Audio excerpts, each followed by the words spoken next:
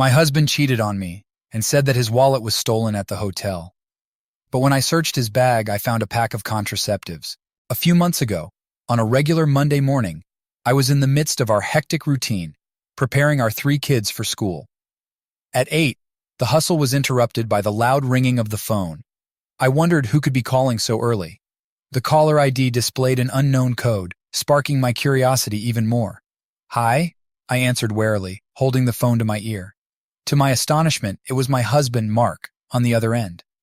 I couldn't help but wonder why he was calling when we had just spoken the night before. Mark works for a small advertising agency, and his call immediately grabbed my attention. I take care of our children and work from home, while he is always on the move, working at a publishing company in the city center. Despite our different schedules, we managed to make a decent living and lived in a charming suburban house with 3 bedrooms and a garden. We were lucky to have a wide circle of friends. However, Mark told me that the previous night, when he went to the hotel lobby to get a coffee, his wallet was stolen.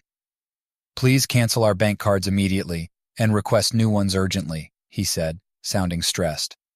"I've already informed my manager about this and shall arrange for new corporate cards to be sent to me overnight so I can have them before I leave tomorrow. She's also going to transfer some money to help me through this," he added. "You're usually very cautious with your belongings. Can you explain what happened?" I asked. Unfortunately, I was a bit distracted and left my wallet at the counter while I went to grab some snacks. When I returned, it was gone. The cashier mentioned she was busy with another customer and didn't notice anything unusual. My driver's license was in there too, but the hotel staff are checking the nearby areas. I hope they find it, otherwise I might have to rely on a taxi for today's meeting. "Don't worry, I'll handle the bank cards promptly. I apologize for my mistake, dear. Hopefully, apart from about $900 in my wallet, we won't face any additional expenses. We can replace the other cards gradually. Luckily, most of my things are still in the room, so I'll be prepared for the morning presentation." "How are the kids? I miss the times when we were all together," he recounted. 7 weeks ago, I successfully canceled the bank cards before any unauthorized charges were made. However, the wallet containing his driver's license and other non-bank card items had yet to be recovered, so I put that concern aside. Life continued as usual, but I have something important to share today. I came across a statement from Mark's investment account where he manages a separate fund from the inheritance he received after his parents' tragic accident a few years ago. I've always respected his privacy concerning this account, but while searching for our home insurance policy, I stumbled upon a folder containing monthly statements from his personal account. I recalled that the inheritance amounted to around $500,000 following his parents' passing, and I couldn't help but wonder how much it had grown. To my pleasant surprise, it had expanded to over $550,000. While going through the statement, I noticed a withdrawal of $4,500 from the money market account about 7 weeks ago. My curiosity was aroused regarding how he had used that money, so I decided to delve deeper into his money market account. To my shock, I discovered that he had written a substantial check to a local jeweler just a couple of days after losing his wallet in the same city. I couldn't help but wonder what he had purchased at that jewelry store. He hadn't mentioned buying anything for me, and I hadn't heard him discuss acquiring jewelry for anyone else. Although he has a sister, I couldn't understand why she would need a $4,500 gift. After some thought, I decided to turn to the computer and visit the jewelry store's website. I jotted down their phone number for further inquiry. I picked up the phone and dialed the jewelry store's number. A woman introduced herself as a store representative and asked how she could help.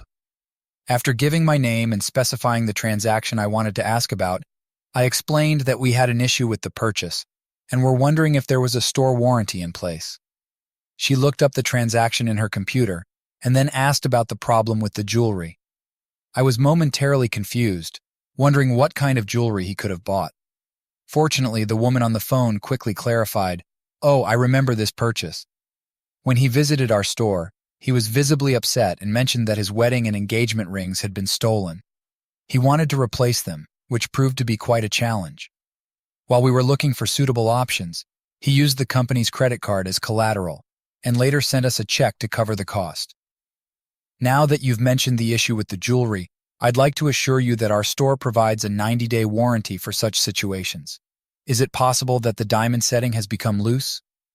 This was confusing because Mark spoke of replacing the wedding and engagement rings, but never mentioned that he had lost them, only saying his wallet was stolen. It took me some time to process this new information. "Listen," I told the woman on the phone, "I need to discuss this with my husband before making any decisions. I'll get back to you later." With that, I hung up. While she seemed somewhat puzzled, my own confusion was far greater. It was becoming clear that the rings were in his wallet when it was stolen. But why would he carry them in his wallet if he had no intention of hiding his marital status from others?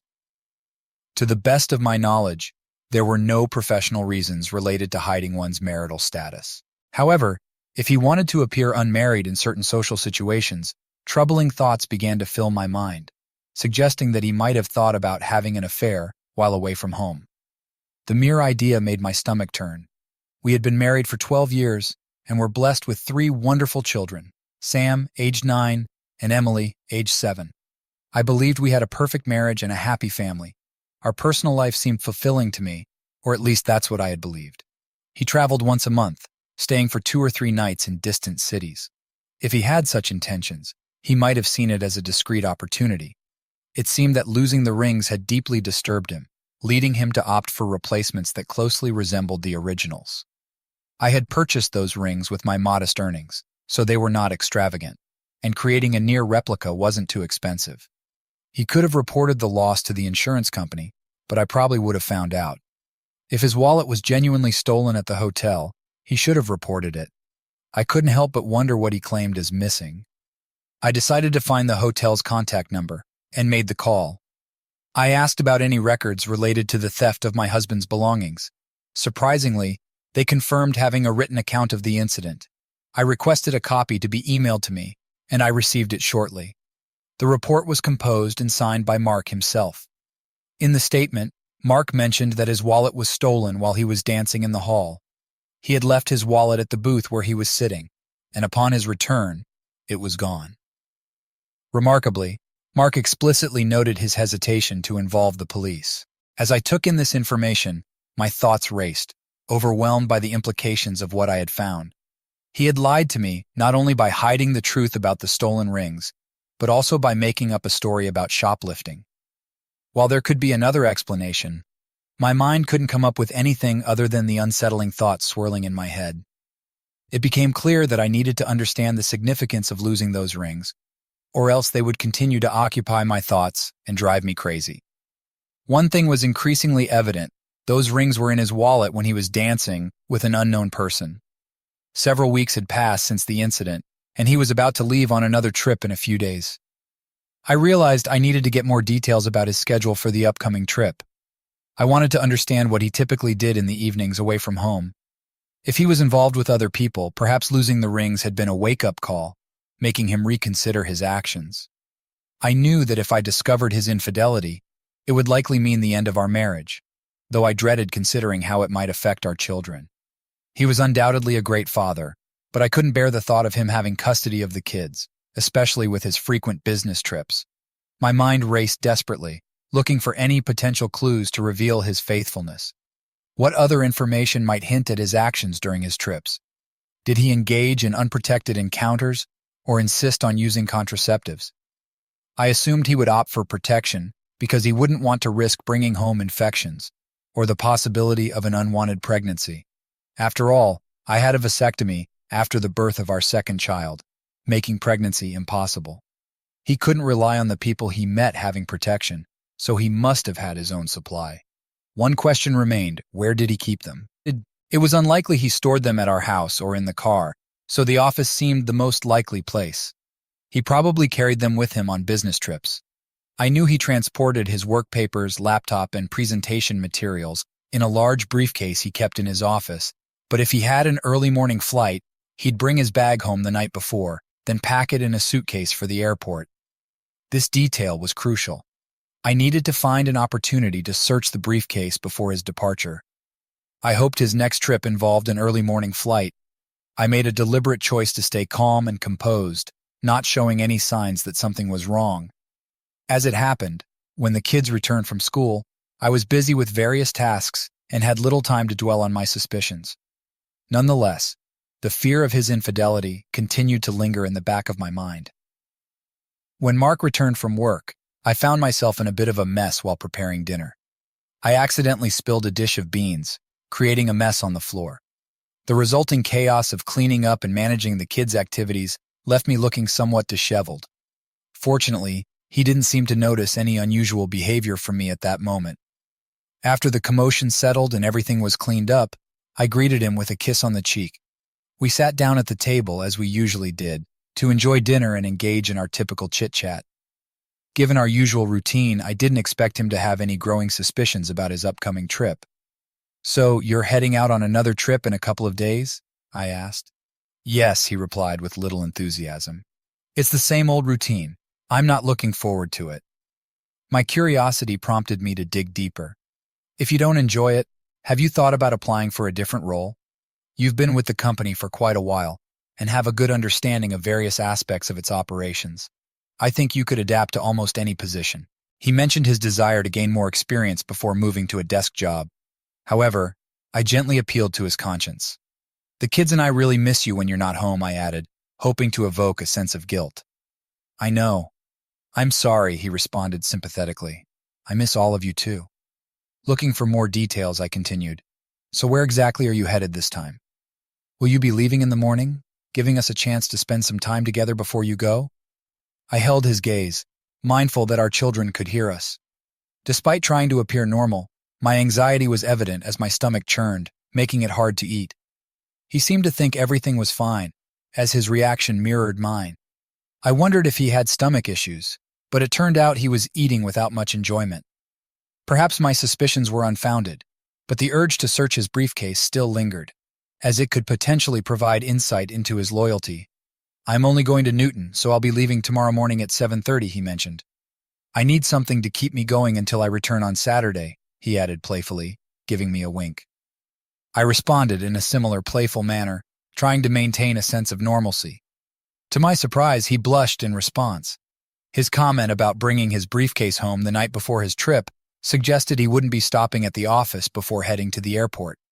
Given his seemingly genuine attitude about the upcoming trip in front of our children and me, one might assume that either he hadn't been involved in any infidelity during his travels, or he had become skilled at hiding such behavior. I hoped to uncover the truth when I examined the contents of his briefcase. On the evening before his planned trip, Mark returned home in high spirits. He parked his car next to mine in the garage as usual, and appeared visibly excited. This left me wondering if his excitement was due to our conversation, or if there was another reason behind it. Upon entering the house, he didn't bring his briefcase with him, assuming it was still in the car. I was busy preparing dinner, so we sat down at the table. He casually asked if I could retrieve his suitcase from the garage after we finished eating. "Sure," I replied, trying not to show any signs of suspicion. "Are you all set for your trip?" he asked, trying to reassure me. "Oh yes, it's a routine trip. My briefcase is in the car, ready for the journey. I'll pack an overnight bag with the essentials." In an effort to maintain a sense of normalcy, I inquired, "Do you have any plans while you're away?" "No, the kids and I will stick to our usual daily routine during the week. Maybe we can plan something family-friendly for the weekend," he replied, showing enthusiasm for the idea. "Sounds good," I responded genuinely. After we finished dinner, he kindly helped me clear the table in the kitchen and loaded the dishwasher. Once we were done, he headed to the bedroom to pack his things, while I made my way to the garage to retrieve his suitcase. Upon inspecting the car, I didn't find the briefcase inside, leading me to believe it was securely placed in the trunk. Expecting this, I had already come up with a plan to access it later in the evening. When I returned to the bedroom with his suitcase, I casually asked, "Do you know where the car keys are? My tire seems to be slowly losing air. If I take it to the station, Steve can fix it right away." For a brief moment, he looked puzzled but then reached for his wallet, handing me the car keys. He suggested, "Couldn't you just use the spare tire? It's meant for emergencies." Taking a firm stance, I responded, "Yes, the spare tire is for emergencies, but we have enough time to properly fix this. I think that's the best option." I hurried back to the garage before he could change his mind. Quickly, I drove his car out of the garage and headed to the gas station owned by my friend Steve from school. Pulling up in front of one of the service bays, I honked my horn to get his attention. Steve noticed me and opened the bay door, allowing me to drive in before closing it behind me. "What's up, buddy?" Steve asked curiously. "My tire was supposed to be fixed here, but I needed some time to check something else," I replied. Sensing that I might have some issues at home, he asked, "Problems at home, buddy?" "Possibly," I admitted reluctantly, opening the trunk and retrieving Mark's briefcase. Placing it on a nearby workbench, I unlocked it. Steve, realizing a customer needed him, simply said, "Well, I've got a customer, so take your time, my friend." Nodding to Steve, he returned to the small shop attached to his station. I began to search the briefcase meticulously, ensuring that I didn't disturb anything. My hands explored the pockets on the lid unnecessarily, and to my shock, I discovered a package that caught my attention. When I removed it, my heart sank as I realized it was an open package of contraceptives, with about 4 pieces missing. My worst fears were confirmed. I carefully placed the package back where I found it and closed the briefcase once more. I put it in the trunk and secured it, just as Steve returned. "Did you find what you were looking for?" "What's going on?" he asked with obvious curiosity. "I'm afraid so," I replied, my voice tinged with a mix of disappointment and sadness. "Mind if I stay here a bit longer? Maybe you could check the tire pressure while I pretend to have fixed the issue." Steve gave me a curious look but complied without saying a word. He truly was a loyal friend. While he attended to the tire pressure, I drove out of the bay and pulled up at a gas station. I filled the tank with fuel, unsure of when I would do that for him again. My thoughts were filled with gratitude toward Steve for his understanding as I made my way back home. As I pulled into the garage, a sense of darkness seemed to envelop my thoughts, and panic began to intensify, fueled by anger and frustration. It was difficult to comprehend how he could betray our marriage, our children, and me in such a manner. Amid the receding emotions, I shifted my focus to planning my next steps. To secure custody of our children, I needed concrete evidence of his infidelity and misconduct. Despite his shortcomings as a partner, I acknowledged his role as a good father. The children deserved a parental figure in their lives, and while visitation rights would likely be granted, my ultimate goal was to gain full legal custody. He will have to explain the reasons behind our divorce to his sister and friends. As I entered the house, I called out from the bedroom saying, "Everything's set. It was just a minor issue with a nail." "Okay, thanks," he replied, still avoiding eye contact. Seeking solace, I went to the kitchen for a drink and then settled in the family room with the kids, who were absorbed in watching a TV show. About 30 minutes later, Mark joined us in the room and sat beside me on the couch. By then, my emotions had settled, but a deep sadness washed over me as I realized our once happy family was soon to be a thing of the past. To my surprise, Mark moved closer and snuggled up to me, whispering in my ear. He asked, "Are you ready for tonight?" After taking a sip of my drink, I replied, "I think so, but I have a stomachache." Mark sympathetically responded, "Oh, that's too bad, honey." Holding on to me, Mark softly said, "I love you," and I instinctively put my arm around his shoulders. Grappling with mixed feelings despite his betrayal, there was still a hint of affection from him. I couldn't help but wonder why he did it. Was it for excitement or a need for more connection than I could provide? I might never fully understand, but what was clear was the damage to my trust in him. We put the kids to bed together, and as he kissed our little angels goodnight, I couldn't help but look at him, knowing that by morning he would be gone. Their young minds were already accustomed to his frequent travels, so their unease was minimal. That night, we were intimate, but it lacked the usual passion.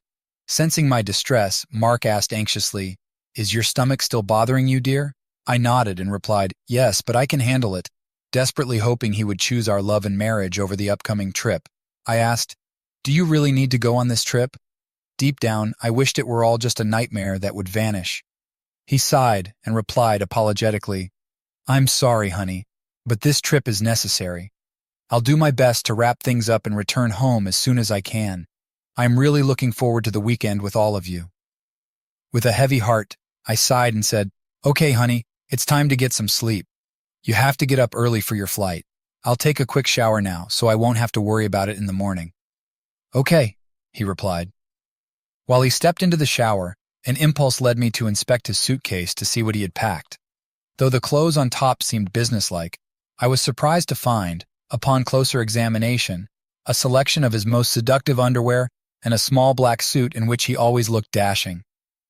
Respecting his personal space, I carefully returned everything to its place, closed the suitcase, and went back to bed. I couldn't sleep that night, and when I heard Mark moving around at 500 in the morning, I stayed in bed, choosing not to say goodbye as was our custom. I felt a mix of weariness and sadness.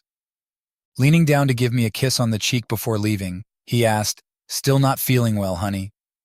I simply nodded, struggling to express the turmoil within me. With the sound of the garage door closing, I finally got out of bed and made my way to the shower. I knew the day ahead would be filled with challenges. After seeing the kids off to school and having breakfast, I turned to the phone book to look for private investigator services in the yellow pages.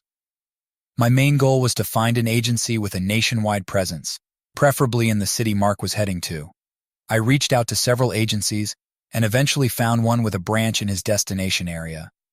I set up a meeting with them for the same morning, hoping they could provide the necessary information. Next on my list was finding a divorce attorney. A friend had recommended a specific lawyer, so I found his contact details and gave him a call. I arranged an appointment for the afternoon, hoping this lawyer could guide me through the challenging process we were about to face. When I arrived at the private investigator's office, I discussed my concerns and arranged for Mark to be watched on the evening he was away. I gave them a photo of Mark and details of his travel route to help with identification. They assured me they would gather photos and compile a report on his activities as soon as his business day was over. To ensure smooth communication, they agreed to send information via email to their Newton office and promised to provide a comprehensive report by Monday morning. Satisfied with their commitment, I made a substantial upfront payment for their services. They informed me they might not be able to capture photographs, but they would try to provide as many incriminating photos as possible. I agreed that it would suffice. My afternoon meeting with the lawyer went as expected. He explained that in our state, divorce follows a no-fault principle, meaning there's no need to assign blame. However, given that I am the primary caregiver for our children, it's likely I will be granted custody. It was important for me to understand that Mark would receive significant visitation rights for our children. Furthermore, our property would be divided equally, with both sides getting an even split of 50. Alimony wouldn't be necessary due to our similar incomes, but since I would have custody of the children, Mark would be required to pay alimony. As for the inheritance he received, it held no significance to me, and he needed to keep it for himself. My main priority was the well-being of our children. I instructed the lawyer to prepare the necessary documents to be delivered to Mark on Monday, citing irreconcilable differences. I also asked him to agree to leave our house immediately upon our divorce. The lawyer confirmed that as the children's guardian, I had the authority to make this request. It was decided that once the children reached 18, we would sell the house, and the proceeds would be divided between us. Leaving the lawyer's office, I felt a sense of satisfaction, knowing that life would move forward for me and the children, while Mark would have to face the consequences of his betrayal. At that moment, I didn't take immediate action concerning our finances, insurance, or other legal matters. I assumed I'd have enough time to address these issues after serving him with divorce papers. Given his inheritance, I believed he wouldn't have to worry about his share of our joint savings. When it was time for school to end, I headed home to catch the bus. On Saturday afternoon, when Mark returned, I kindly offered to take care of his laundry, but he politely declined, saying he would handle it later. I couldn't help but smile, knowing how playfully mischievous I had been. Deep down, I fully understood why he preferred to do the laundry himself. It was crucial for him to keep his extramarital affairs hidden at all costs. Later, as we lay in bed, Mark expressed concern about my ongoing stomach issues and suggested I see a doctor. This has been going on for too long, he emphasized. I playfully responded to Mark, letting him know that I intended to try a new medication recommended by a friend to address my persistent stomach problems. I expressed hope that this would resolve the issue and bring him back to me soon. When we embraced, he whispered that he missed me greatly. On Monday, as the kids left for school and Mark headed to work, I received a call from the detective agency informing me that they had a report ready.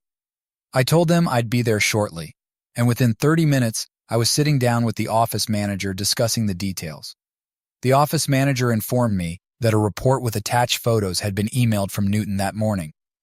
He admitted he hadn't had time to read the entire report, but upon a quick scan and a glance at the photos, it seemed highly incriminating. I took a copy of the report and started reading its contents. The subject of the report was identified as Mark Anderson. According to the report records, the surveillance of the man began at 5:45 p.m. on Tuesday, May 12th, in the lobby of the Newton Hilton Hotel. His identity was confirmed by comparing a photo obtained from the Westfield office. Upon closer examination of the report, it turned out that he was wearing a company badge, further confirming his identity. Moreover, the report detailed the movements of the subject and noted he was carrying a briefcase when he entered the elevator. A staff member accompanied him and verified his arrival at room 212 at 5:48 p.m. It's important to note that the report emphasized that the subject was alone at that time. Additionally, the report included a photograph labeled Exhibit 1A, showing the subject dressed professionally before entering the room. When looking at the photo, it was clear he still wore rings. Evidently, the photo was taken discreetly using a mobile phone. The report stated that the agents had rented a room across from the subject's room. At 7 p.m., they received a signal that the subject had left his room and was heading for the elevator. A minute later, at 7:01 p.m., the subject exited the elevator and entered the lobby. The report noted he was dressed as described in Example 1B. Upon examining Example 1B, it became evident that Mark was wearing a small black suit paired with dress shoes. He was also adorned with a watch I had given him for our 15th anniversary celebration. However, what stood out the most was the absence of wedding rings on his left hand. The photo showed clearly that he wasn't wearing them. The report mentioned that the staff had rented a room across from his. A minute later, at 7:01 p.m., the subject exited the elevator and entered the lobby. The report noted he was dressed as described in Example 1B. Upon examining Example 1B, it was clear that Mark was wearing a small black suit paired with dress shoes. He was also adorned with a watch I had given him for our 15th anniversary celebration. However, what stood out the most was the absence of wedding rings on his left hand. The photo clearly showed he wasn't wearing them. The photo identified as Exhibit 1D displays Mark and a woman in a tight embrace, engaged in a passionate kiss while seated in a booth. The intensity of their connection was clearly visible in the picture. At 10:45 p.m., the report noted that both individuals left the restaurant. They then took the elevator and went to Mark's floor. Another photo labeled Exhibit 1E captures the moment when Mark and the woman entered his room, specifically room 212. In this image, Mark appears slightly intoxicated, but undeniably pleased with the evening's events. At 1:05 a.m., the woman exited Mark's room and left the building. The report included the license plate number of a car registered to Catherine L. Evans, residing at 9632 River Road in Newton. Notably, Catherine L. Evans was married and had 3 young children. As I read further into the report's details, it became clear that Mark repeated his actions the following night with another woman. The report bore the signature of an investigator from Newton. This discovery filled me with deep anxiety and resentment. It became clear that my husband was leading a promiscuous life while he was away from home. I couldn't come to terms with his actions. It was a betrayal that exceeded my worst fears. Even the fact that Mark had lost his wedding rings didn't stop him from being careless. After settling the bill with the private detective, I thanked them and left. I made sure to take 2 additional copies of the report, which were saved on a USB drive, to keep them secure. Once I got back home, I wasted no time and immediately called my divorce attorney. I asked about the status of the divorce papers, and the attorney confirmed they were ready for filing. Without hesitation, I instructed them to initiate the filing process and specifically requested that the papers be served to him publicly at his workplace the following day. The attorney assured me that this could be done smoothly and asked for his workplace address, which I promptly provided. My intentions were clear. I wanted to humiliate him during the legal proceedings. Serving him the divorce papers at his workplace not only satisfied my desire for revenge, but also served as a form of justice for his actions. That night, there was no affection between us. Mark seemed to sense that something was wrong, perhaps suspecting that I had discovered something unsettling. Though he didn't directly voice his concerns, he expressed hope for my quick recovery. Interestingly, he also appeared somewhat distant, but I chose not to comment on it and simply ignored it. The next morning, I woke up early after a night of little sleep. I immersed myself in work on the computer until I heard the children waking up, and then I went to the kitchen to prepare breakfast. After the meal, I said goodbye to Mark when he left for work. He approached me for a hug and a kiss, but I responded with a half-hearted embrace, encouraging him to leave quickly. At that moment, I sensed he might have had an idea of what was coming. As I closed the door behind him, tears welled up in his eyes and he whispered, "I love you." After his departure, profound sadness washed over me, and I felt an urge to release my tears. Yet I quickly composed myself as the children needed my attention, and I needed to prepare them for the school bus. Around 9:30 a.m., the phone rang, disrupting our morning routine. Displaying Mark's workplace on the caller ID, I answered the call without uttering a word. There was a brief pause as the caller realized I wasn't inclined to engage in conversation. In a trembling voice and a whisper, Mark said, "I'm sorry." Shortly after, the line went silent, and I remained quiet as well. Mark didn't return home that night, and I wondered if he continued his deceitful game, seemingly indifferent to his family. While I knew my anger was justified, I also considered that I might have been too harsh on him. The children, saddened by their father's absence, wondered where he was. To lift their spirits, I invited them to have dinner at a local diner. By the time we returned home after dinner, the kids were exhausted and went straight to bed.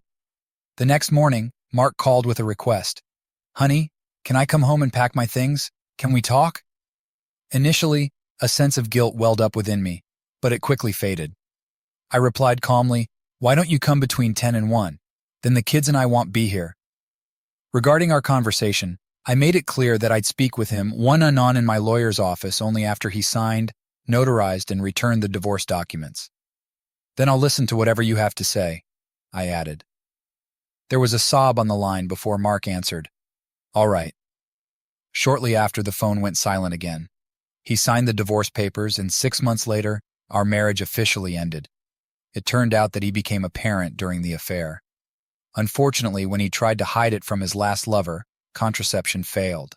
Considering it was near the childbearing age, even if I hadn't found out about his infidelity through the lost rings, the truth would probably have come out eventually. There were rumors that he had started dating again. If he ever gets close to getting married again, I've thought about honestly warning his future spouse about his unfaithfulness. It seems unnecessary for him to deceive and hurt another person. We had a meeting, and during our conversation in my lawyer's office, I shared my thoughts with him. He pleaded with me to reconsider the divorce decision. He talked about how difficult it was for him not to have unrestricted access to our children. However, I explained that I couldn't trust him anymore. Then he mentioned that he had seen a psychologist who diagnosed him with hypersexuality. He assured me that his impulses were now under control. Despite his explanations, I told him that it wasn't enough for me. Even if he claimed to have his urges in check, the fact that he hadn't sought help earlier indicated a lack of proactive effort on his part. If he had addressed his desires from the beginning, he might not have found himself in the current situation. When I left the lawyer's office, he continued to cry. Having recently reconnected with a school friend who keeps me updated, I learned that he works at a nightclub. He mentioned seeing my ex-husband at the club where he works on several weekend nights. He frequents the club with different partners and behaves provocatively. I was deeply hurt that my children have such an irresponsible father. Perhaps my ex-husband never recovered from hypersexuality. A friend of Mark's also called me and informed me that Mark was in poor health. She said my ex-husband needed my help because he had contracted an STD. Meanwhile, he continued his promiscuous lifestyle. I sympathized with him, but conveyed that I couldn't offer any help, nor did I want to. Mark chose this lifestyle and its associated health issues. I began dating again, and it seems I found someone special. This man, around my age and divorced himself, discovered his ex-wife's infidelity and didn't tolerate such behavior. He possesses strength and resilience, qualities I genuinely admire. It seems that my children also like him.